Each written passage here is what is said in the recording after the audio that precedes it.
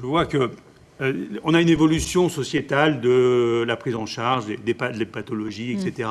Et on est sorti du patient qui subissait, entre guillemets, la pathologie aiguë, et il avait des professionnels de santé, des médecins qui traitaient sa pathologie aiguë. Maintenant, on va avoir un patient qui va être copilote de sa pathologie. S'il veut l'éviter, il faut qu'il rentre dans un programme de prévention, d'éducation, etc., et qui sera accompagné pas que par les médecins.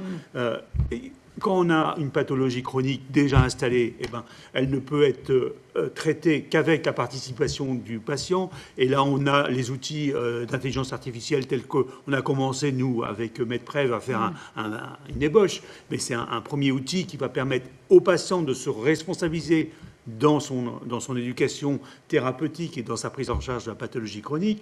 Et puis derrière, le médecin, il est avec des outils qui permettent de gérer cette pathologie. Et il faut qu'il puisse avoir les moyens d'investir en capital humain pour pouvoir diversifier et organiser son cabinet, qui est plus un cabinet isolé, mais qui devient une PME, une micro-entreprise.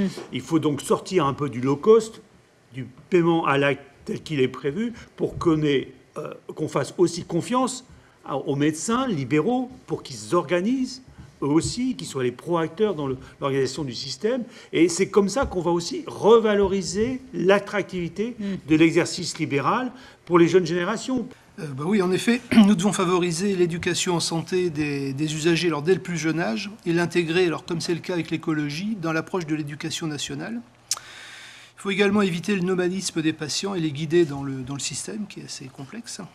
Alors cela se met en place déjà pour les parcours complexes, avec une coordination du patient par les dispositifs d'appui à la coordination, notamment lorsqu'il est nécessaire de combiner les acteurs du soin, du médico-social et du social.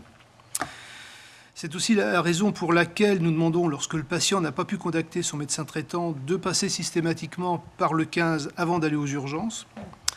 Donc cette mesure de régulation a été reprise par la mission Braun et validée par le gouvernement pour faire face, dans un premier temps, et rapidement aux difficultés de l'été qui s'annoncent.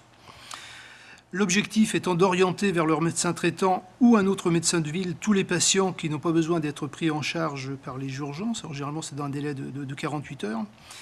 Il faut savoir que ce sont en moyenne 15 000 consultations en soins non programmés qui sont réalisées chaque jour par les médecins libéraux en Nouvelle-Aquitaine.